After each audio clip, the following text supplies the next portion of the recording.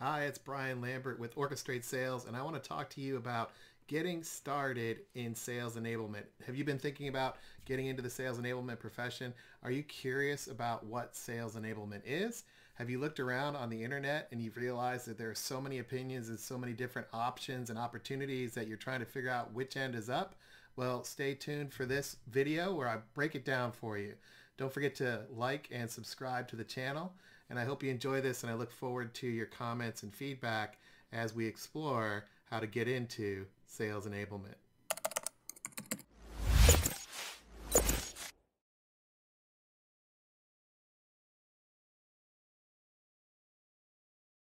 Now, what I love about sales enablement is it's a growth sport. Nothing happens in sales enablement unless you do it in partnership with other groups and other people. It is probably one of the most dynamic professions in the digital economy because it's not grounded to any specific silo and it's not aligned to any one specific function. In other words, it is what you make of it.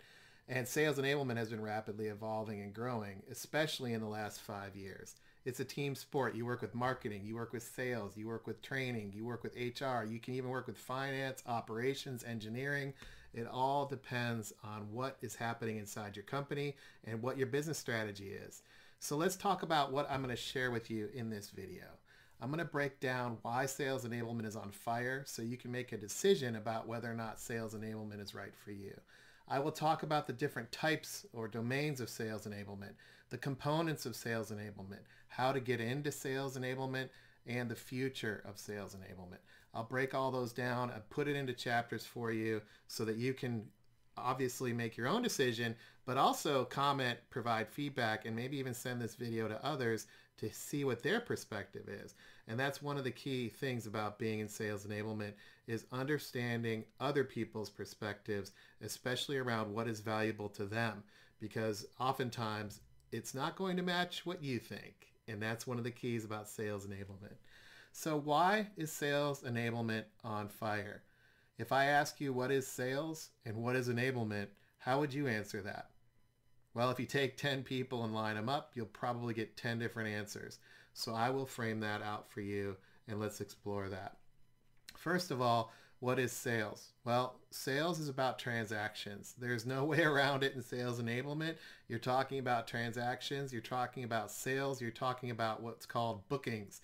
It's the idea of a contract between a business, usually one business selling to another business. Usually you see sales enablement in what we call B2B. Now, it's important to realize that markets don't write checks, people do. You're talking about helping salespeople and helping customer-facing people talk to other people. Now, this is really important. It's about conversations. Markets don't write checks, people do. The challenge today in most B2B companies is that buyers have all the control. Now, there's a lot out there that you can listen to and learn about, but the bottom line is they actually are struggling. These buyers are struggling with what to buy and how to buy it. You may have heard of cloud. There's a whole bunch of evolution in what is valuable to customers, and they're struggling to figure out what to buy. At the same time, you're going to hear, well, 75% of buying decisions are made up before anybody ever talks to sales. This is the challenge in the selling motion, in the idea of the selling and marketing system, that system of growth. It all depends on how you frame it out. And that's one of the things about sales enablement. How you think about it, how you frame it out is important. Also, buyers are struggling to figure out what they need to do to be successful. They don't know. There's so many people inside of companies. There's so much change happening, so many changes within their own organizational chart. People are doing different jobs that they were hired for. There are people coming. There are people going. It's a digital world. They're working from home. It's hard to even find the right type of information and get access to the right people. That means their challenges are bigger. As a customer, as a buyer, their challenge is bigger. It's becoming more and more cross-functional to get something done. And quite frankly, that's difficult, especially in a digital environment. Also, getting people to agree, getting people to see and agree what's possible is becoming more and more difficult. and they're more risk averse, especially in a rapidly changing, volatile, uncertain world. Buyers are becoming more risk averse. They want the sure thing. They don't like to be dictated to. They don't like to be told. And that's the same in a lot of transactions, even transactions you've made. You probably don't like being told what to do either. The funding that people need to bring together to buy larger and larger platforms or more sophisticated solutions, the funding exists in a lot of different pockets across the buyer's organization, which means everybody needs to chip in. Well, how do you get people to chip in when they're not even sure what problem they're trying to solve? This is the challenge of selling today and helping drive transactions. At the same time, it's not just about the initial sale, it's about adoption, it's about using, it's about changing, it's about bringing something into a company and having it change how they work. And that's what buyers have to navigate, is that change management.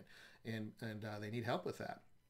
And that means they have to teach their internal colleagues, their peers, even their own teams how to work together differently. And the bottom line is that companies struggle with this as buyers of technology, platforms, or other services. It's not quite clear how to navigate this. And this is the help that buyers need in order to be successful, in order to make that commitment to gather enough resources, to gather enough momentum internally to make a purchase, whether it's a shiny, awesome platform, SaaS offering, or something that's more operational, that keeps the lights on. It's getting more and more difficult to make those purchase decisions. So sales organizations need more help than ever, and this is the challenge that sales enablement is seeking to address. And this is why sales enablement is continuing to grow. If you look at it, there are two lenses to this. One is the market. What is the sales enablement market? Well, according to Markets and Markets, it's growing by 20% a year. It's about $2.6 billion in 2024. That's the forecast. At the same time, the role has been exploding in 2022. Now, why is that? Well, it could be, you could assume, well, it's a huge market and there's a lot of jobs being created. And that's what the data says. But why? And it has to do with the struggles that sales teams have in communicating value and the help that they need, compounded by the digital economy, the digital growth that's happening. More and more companies are moving to the cloud, and we've had things like global pandemics that have cut travel. And when you look at it that way, it's easy to understand the need to lean into technology in the platform side on the left, as well as maybe take some of those travel dollars and divert those travel dollars over to sales enablement roles to help sellers get what they need. So this could be part of the factors of why the role has been growing. And there's so many openings, there's so many jobs available, it's exciting. The question is what is it? What is sales enablement? In late 2021, Scott Santucci and I did a State of the Sales Enablement research. You can find that on our website at orchestratesales.com. If you go there, click on the research tab, you'll see about the research we did. And this is what the challenge was. What is sales enablement? It's a bit of a platypus. What is it? It depends on how you look at it. Can you imagine if you came across this thing and you were like, what is this? And you never seen it before? That's a little bit about how people think about sales enablement today.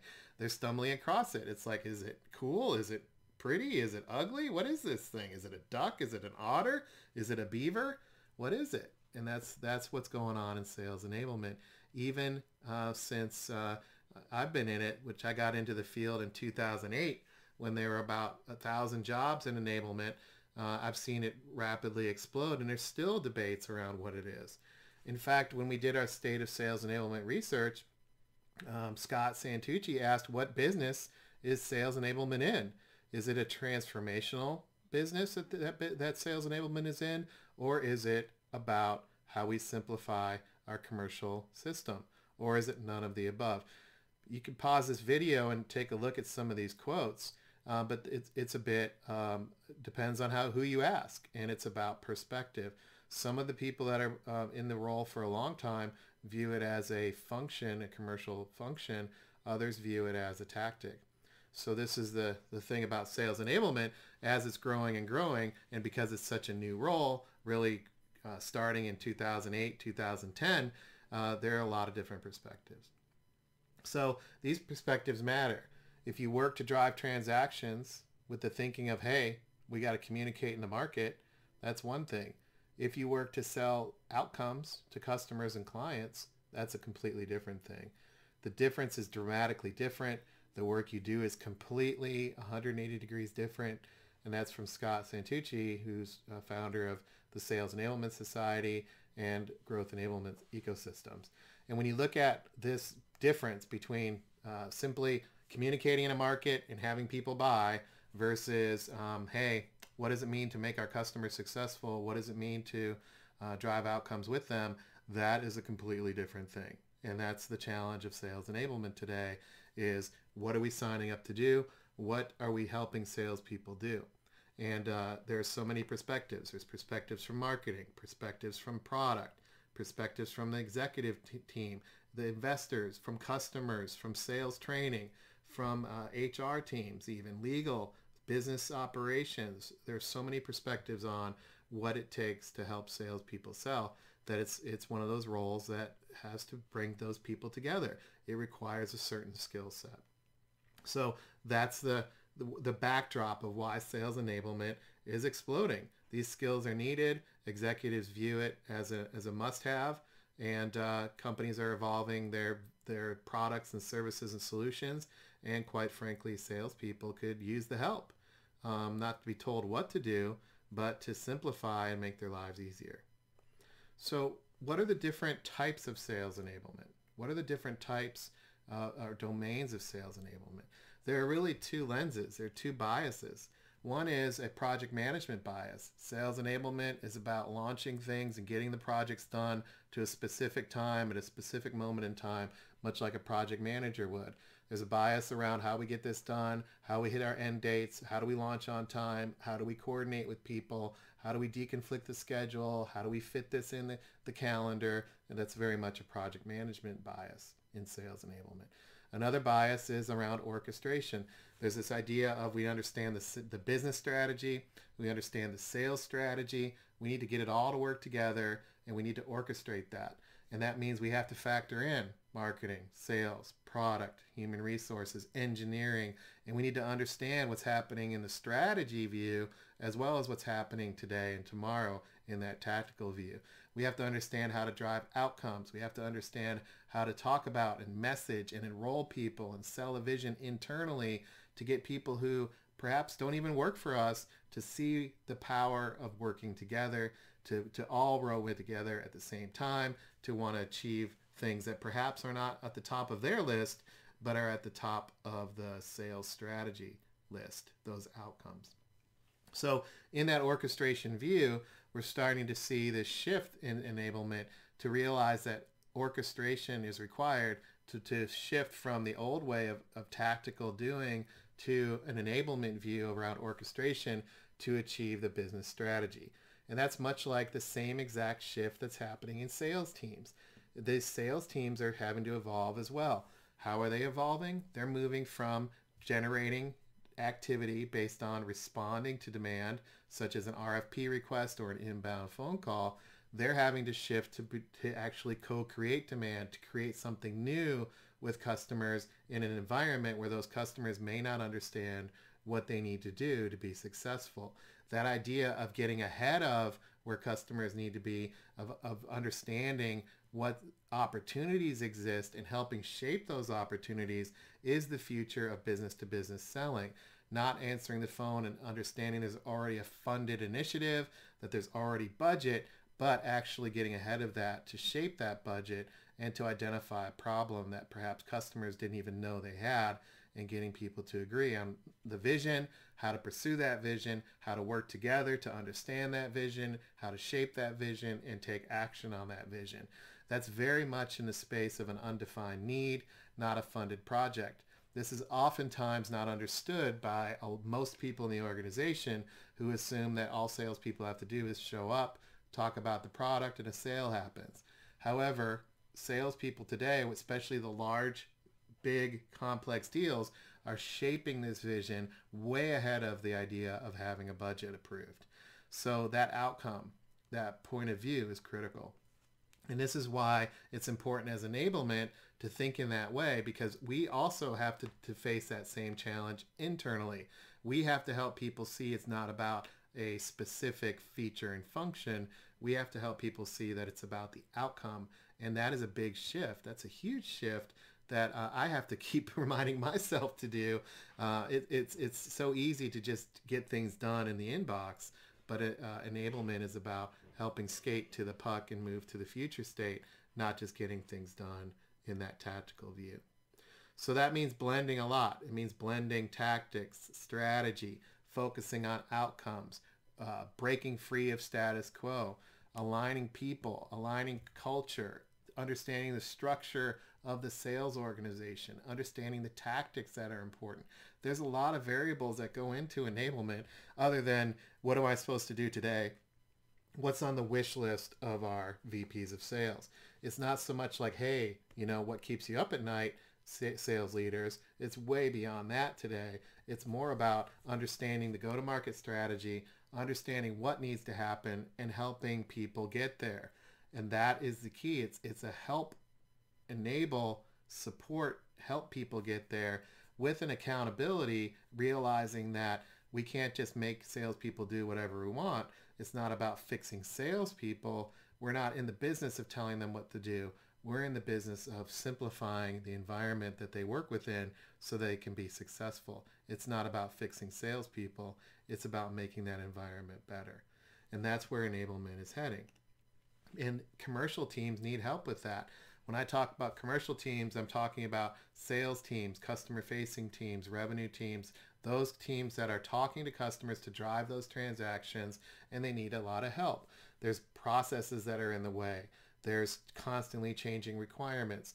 There's a challenge in getting quick wins and getting traction and understanding what the actual value proposition is.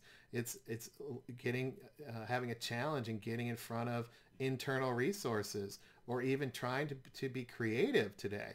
There's so much momentum in a digital environment to just get stuff done. It's really hard to just be creative. And a lot of what salespeople need to do today is to be creative, to figure out how to shape a vision with their customers. And they need that help. They need that help from enablement teams. So how do enablement teams help? Well, they talk about the people, from their how to align the people. They talk about what is sales productivity, what is the productivity of the sales enablement team. They talk about the processes in sales enablement and commercial enablement, and they talk about priorities. What is the priority of our function and of our role and of our team? Now you'll see on this slide, I'm talking about commercial enablement, and I'll explain, keep watching the video, how sales enablement is evolving. And I'll explain the different types of enablement. When you think about what salespeople need help with, it's balancing people, productivity, process, and priorities. And this is the same challenge that enablement leaders have, because the actual specific initiatives that salespeople have to deal with in order to overcome these gaps is massive. If you think about it, there's a lot of activities designed to help sales sell. This comes from the State of Sales Enablement research that you can find on orchestratesales.com. There's a lot of long way to go around helping salespeople be successful. All of these jars get filled up on a daily basis. All of these random things all come out to help salespeople sell. Salespeople do all these things, and it gets overwhelming. And especially when you think about how do we balance priorities, how do we balance people, productivity, and process. So these variables create a lot of friction. There's so many perspectives internally that salespeople don't know how to navigate that. So salespeople might say, how do we improve our sales cycle? How do we accelerate that? Which jars are going to help me do that?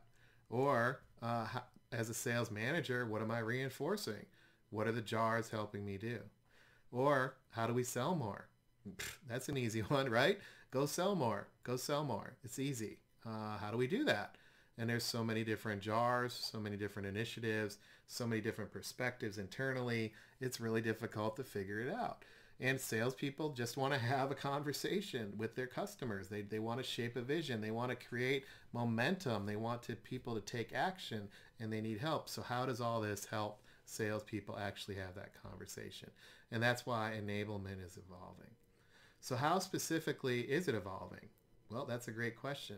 Let's take a look. Sales enablement is evolving into 4 specific domains. The first domain is the talent enablement domain.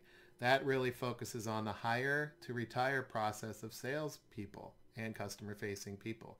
So when you think about talent enablement, there's a whole end-to-end view of enabling that talent in sales. That's one specific domain of enablement. A lot of enablement teams spend their time in talent enablement.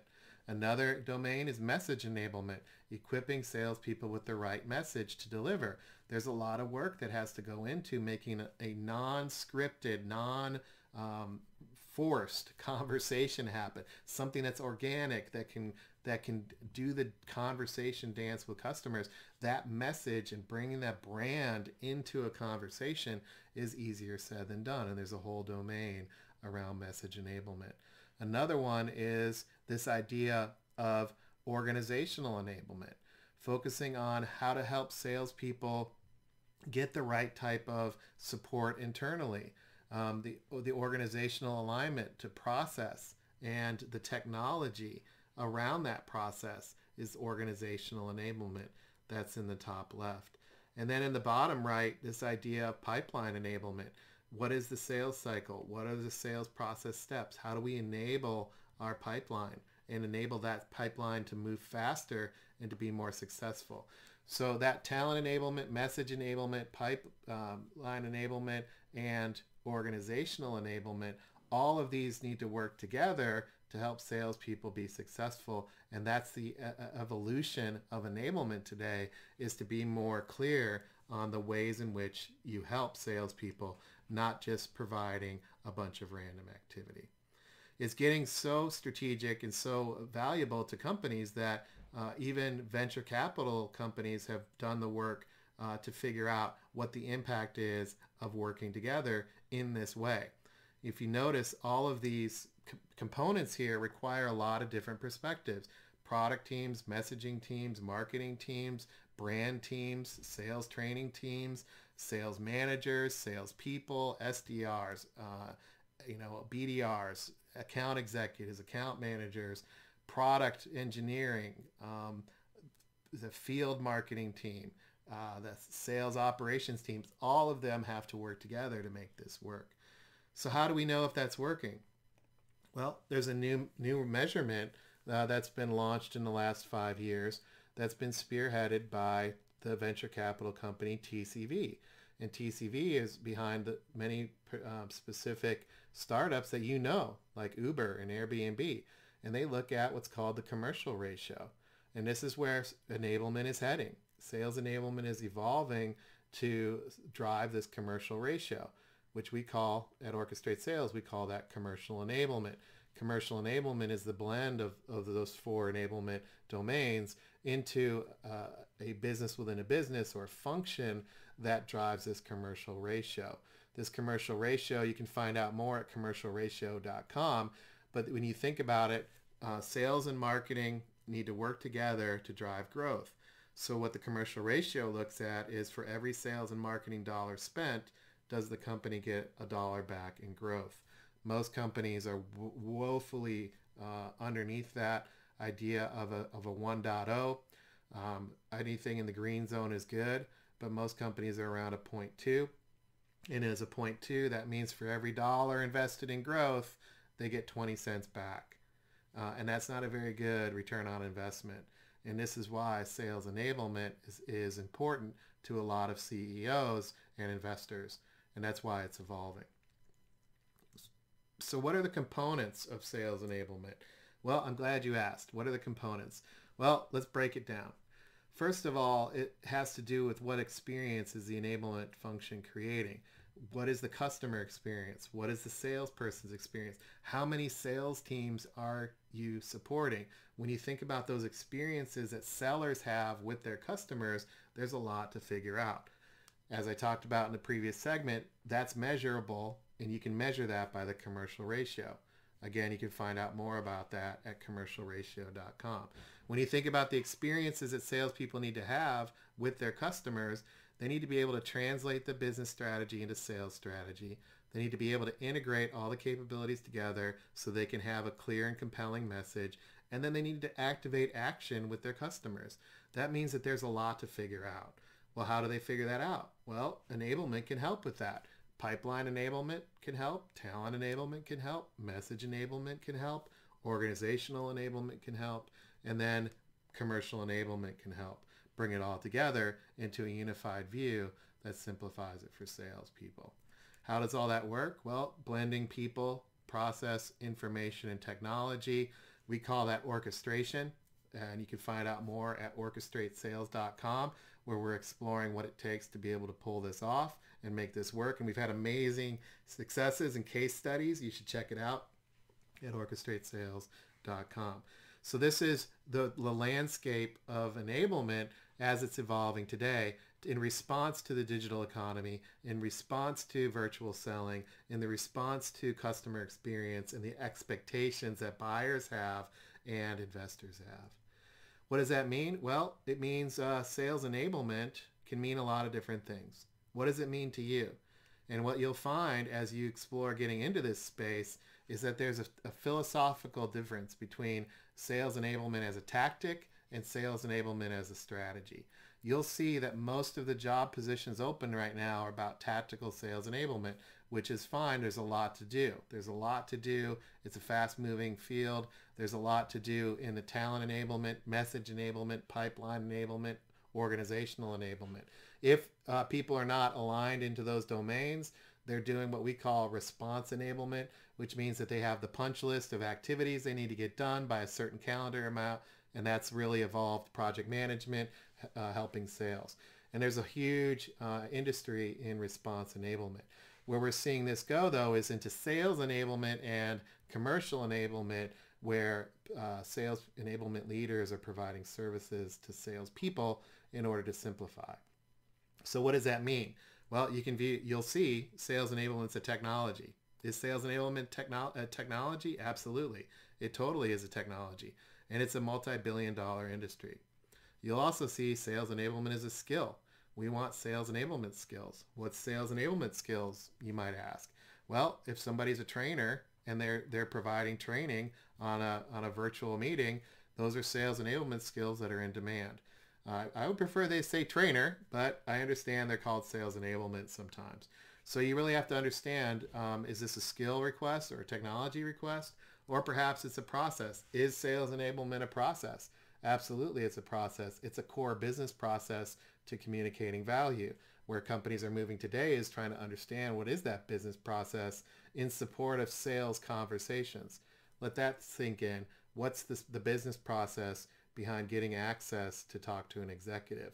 There's a business process behind that. So is sales enablement a process? Absolutely. Is sales enablement a role? Absolutely. It's a role that's either a doer or an orchestrator. And it's the difference between a project manager or an orchestrator. But yes, there are sales enablement roles. There are tactical sales enablement roles, and there are strategic sales enablement roles. What are some of the strategic roles? Well, roles that view enablement as a discipline. Is sales enablement a discipline? Absolutely. What do I mean by discipline? What I mean is the ability to execute strategically and tactically with structure, with order, with clarity, with a plan, and not be totally reactive. The discipline here is the discipline to be proactive, to pursue a vision. So is sales enablement a discipline inside of companies? Yes, it is. In every company? No. In a lot of companies? Yes, especially in companies that are cloud-based or digitally native, and they're focused on driving customer experience. Is sales enablement a function? Absolutely. What you'll find is there's not a lot of people running sales enablement as a function. They're running it as a role and underneath another function. This is a big disconnect for most people in sales enablement who say, well, there's sales in the title, so it must be a function. It's not. In most companies, I'd say 80% of companies, it's not a function. So you have to be clear what you're trying to get into. Are you trying to get into sales enablement that is a function, which means it's like a business unit? It may not be a P&L, but it has a budget, it has a leadership, it has organizational structure, it's on the organizational chart, It may report into the CEO, the VP of sales, even in sales operations. It might be underneath the chief commercial officer. But that function has people, process, technologies, a budget, and is involved in the annual planning process. A lot of people are in roles and they don't have budget control. They're told to execute initiatives. So that's a role-based view or a skill-based view. And then finally, enablement as a capability. This is where enablement's going. Not a lot of companies are here. This is the future of enablement to drive growth. It's the idea of we're supporting the commercial ratio. We're tackling the growth ecosystem because we understand that we're in an interconnected world of enablement where people are connected through a lot of different mediums and they're driving growth together. So when you think about that, it's an ecosystem view. Systems thinking is big in this capability, the ability to prioritize, to drive communication, to explain the messages to the right customers, to the right buyers. This is an awareness that you cannot treat all salespeople the same. All sales motions are not the same. All sales roles are not the same. That there's a way in which the company needs to monetize its relationships, and enablement is a capability to make that happen. That's a very few inside of companies, but this is where we see at Orchestrate Sales the future of enablement. And I'll talk more about that in the next video. So how do you get into sales enablement? Well, if I haven't scared you away yet, no, it's a really exciting field. I think you would really, there's a lot to figure out. And I encourage you to ask the questions, to reach out to me if you have any questions. I'd be happy to answer them. But how do you get into this profession? How do you get into this? Let's talk about that. I'm going to give you 9 tips to get into sales enablement. But first, a story. How did I get into sales enablement? Well, I was in sales. A lot of things happened. I realized that salespeople needed help, and I committed my life to helping salespeople be successful. I believe sales is critical to the growth of an organization. I believe sales is critical to the growth of an economy and to the well-being and safety of others. I think a lot of what we've considered progress has been through salespeople communicating something new and helping people see the value of it. And I believe in the power of sales and salespeople, and I wanted to help them. And I started in the field before enablement was even a thing. So over the last, 15 years or so, enablement has morphed, and it's become this role designed to help salespeople be successful. And it really takes a lot of awareness of what that means to get into that profession. I view it as a profession. I believe it'll soon be a VP of sales productivity role, and I'm passionately trying to drive that awareness. So if you want to get in, I would love for you to help elevate the profession, not just get into it because it has the word sales in the title and you think it's just a job security thing. And that's why a lot of people get into sales enablement. They think it's where all the action is. And that's true. But there's also a professional angle to this that I would love to invite you into. So to get into sales enablement, you have to define your skills and what services you're going to provide. Sales enablement by its nature is a problem-solving role. It's also a role designed to create content and create solutions, and it's a very creative role. If you're not somebody who can put yourself out there and try new things and get lots and lots of feedback, this job will be a tough job. This profession will be hard. But you have to really think about your core skills. Are you a creator? Are you somebody who likes to be creative and build things? Because a lot of what salespeople need help with is simplification and also creating new messages, etc. So it's a very creative role. That means you have to understand why you're in it. Again, if you're joining it and you want to get in because you believe it has a lot of career progression, etc., you have to think about what is the reason why. What's the passion that you have? Is it to serve others? Is it to help other people? Is it to learn more about the digital economy? What's your why? And I can tell you in sales enablement, if salespeople do not see and believe that you're trying to help them, they can see that coming from a mile away. So I would encourage you, your why, to really include helping salespeople. This is called sales enablement. I'd really encourage you to not take your eye off of that and to have that factored into your why you want to do this. You want other people to be successful. Also, take the time to link your skills to sales situations. Think about multi-million dollar purchases. Think about how deals get done. Take sales training courses. I am shocked at the number of sales enablement people who have never sold before, nor have they taken sales training, and I think that's a disservice to the profession. I think all sales enablement people need to understand the challenges of communicating value, and that means I would encourage you to link your skills to sales situations and ideally try to sell something. You try to sell. You get on the phones. You try to get a meeting. Do those things. Don't hide from it. Put yourself out there. Ask yourself to do what you're going to ask salespeople to do. That means you've got to look at your sales skills. A lot of sales enablement people, admittedly, are a little bit perhaps shy to have a sales conversation. They're going to have a hard time in the sales enablement profession if they're not used to speaking in front of people, if they're not used to holding a meeting, if they're not used to asking questions, communicating the value, all the things that sales enablement people ask salespeople to do, you should be able to do yourself. That's a key piece of the sales enablement role. That means you're going to have to be realistic. Sales enablement get a lot of pressure from salespeople. Because salespeople get a lot of pressure. They get a lot of pressure from customers. They get a lot of pressure from their leadership team. They get a lot of pressure from internal people like sales enablement. So sales is under a lot of pressure. That means sales enablement people should be under a lot of pressure too. If you're in it for quality of life, if you're in it to have a great career, that's one thing. To be successful with sales, you have to understand their environment. Some are in a high growth environment. Some are in an operational environment where it's hard to get things done. Some are scrambling for resources. Some salespeople are in an escalation environment where customers are escalating all the time.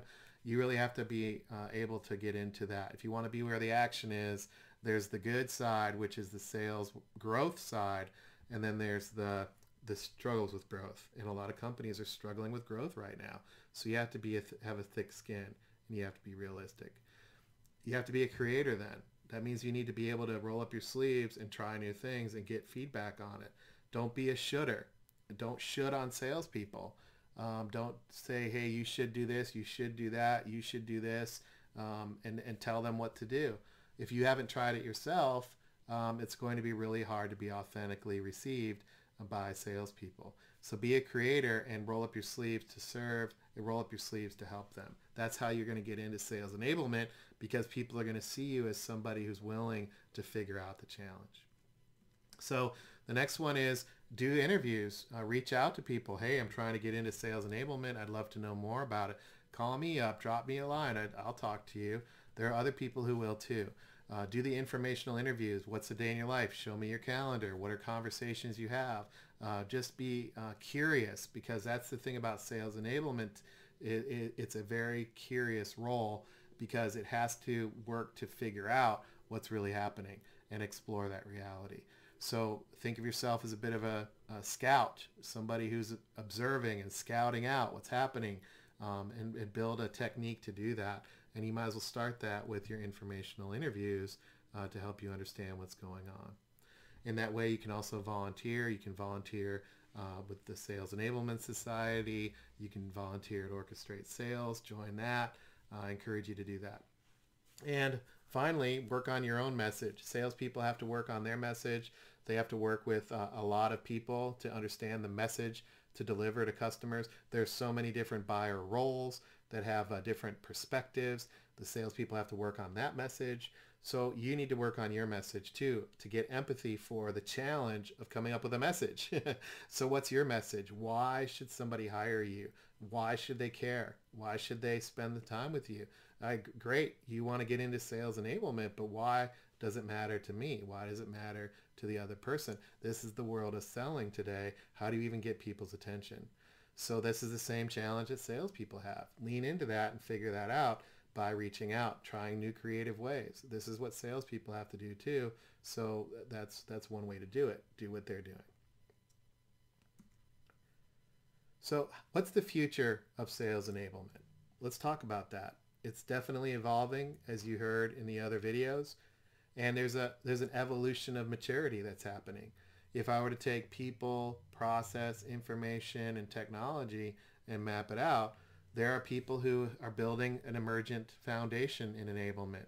They're responding to requests, they're building out things, they're taking action, they're building that foundation to build an enablement function on.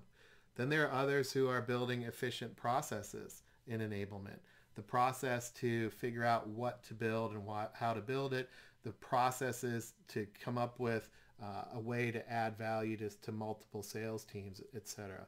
Then there are sales enablement leaders that are building insight-driven sales enablement functions. They're understanding what the go-to-market is, and they're thinking about what's happening in the different industries that they sell into.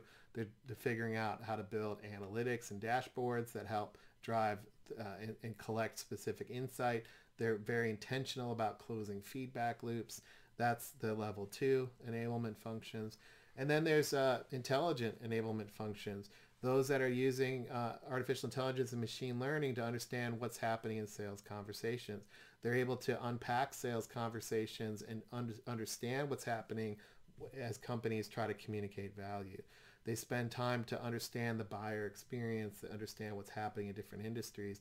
They're mining phone calls, they're mining inside sales calls or BDR calls, SDR calls, and they're thinking about how to become more customer-centric.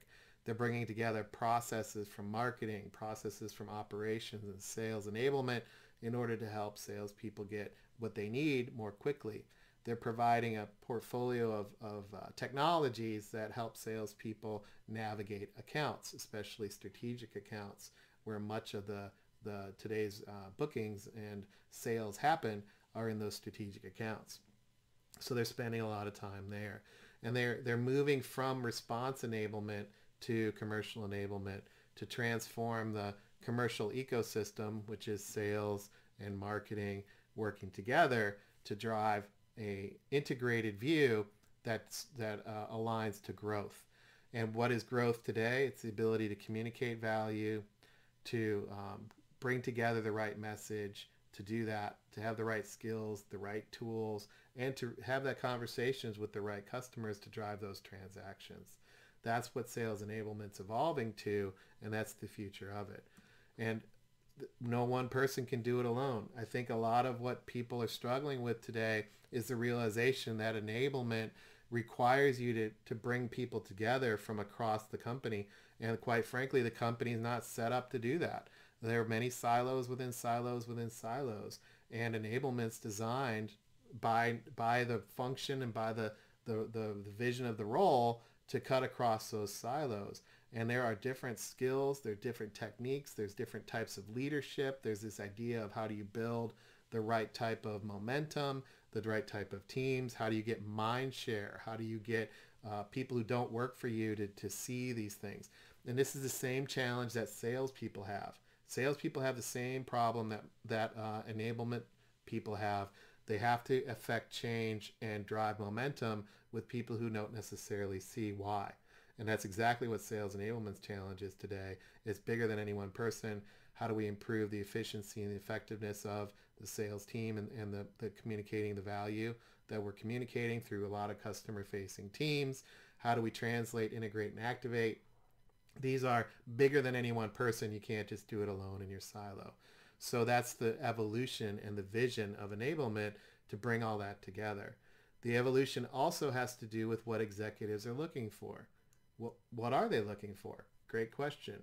Well, CEOs are looking for an enablement leader who clearly shows they understand the business and can plainly articulate how to solve these challenges that exist.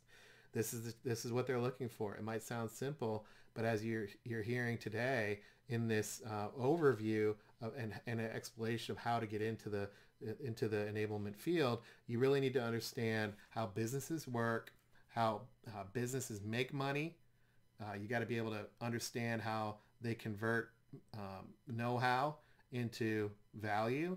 You need to understand how resources get allocated, how the planning process works, what the go-to-market strategies are, what business strategies are, what sales strategies are. These are business acumen challenges that a lot of enablement leaders need to overcome in order to be successful in the role.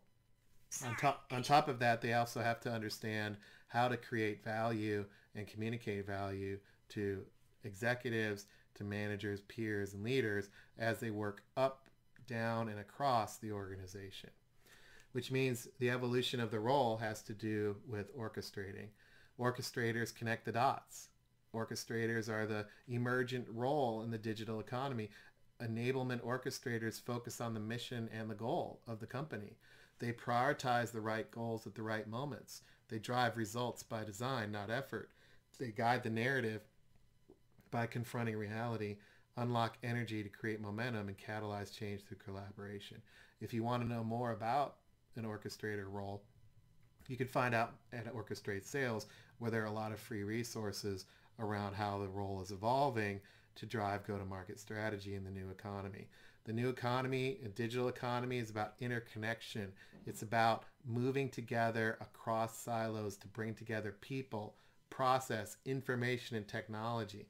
It's about creating a function and a capability that harnesses the value of multiple perspectives and simplifies the ecosystem for sales so they can drive more revenue. That's the value of commercial enablement, which is the future of sales enablement, to bring together all of these components to drive the commercial ecosystem forward, which is sales and marketing and sometimes service. So you might be asking yourself, can I even do this? Well, check out the resources at Orchestrate Sales.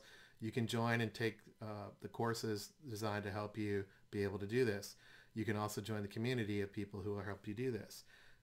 Also, if you want to do this, what are you going to lose? Well, think about 5 years from now, 10 years from now, where businesses are going. I believe that there is a need for orchestration, and there's a need for this role that's accelerating. The challenge is around executing this way and making this a priority, and that's where the opportunity is. How much internal awareness do you need to drive to be able to get into this type of position? You have to drive a lot of awareness, not only of yourself and your value and your contribution, but also of enablement. Enablement itself is very misunderstood. So you're not going into a solid profession that has a lot of understanding. You're going into a very ambiguous and fluid, dynamic, changing role, and you're going to be new at it. So it's really important to spend the time to understand it. To get that, you're going to have to engage, as I talked about in the previous segment, you're going to have to engage to understand what enablement is, ask a lot of questions in order to drive that traction and get those results of getting feedback on the profession, feedback on your skills, understanding what you can do, and then maybe even take a sales position to help you get into it so you can drive sales results. You may actually need to go into sales first before you end up in enablement. And then think about, how do you work together to actually pull this off? When you think about how sales enablement is evolving, the actual success depends on the ability to interconnect and interrelate with others. No one person can do it alone. So you're going to have to be curious and put yourself out there. And I think that's the key to getting into enablement, is being aware of what you don't know and not pretending that you know everything. This is a key piece of enablement today. There are a lot of people pretending to know everything, and we're in an economy where not everything is knowable. So lean into that with humility and be humble and be curious. Be aware of what you don't know and ask for help. That's the type of enablement people that others are looking for. Those are the enablement people that they want to hire. If you have all the answers and you're very declarative and you come in as the expert, you're going to be disruptive. There's no one expert today. It has to do with bringing together those perspectives.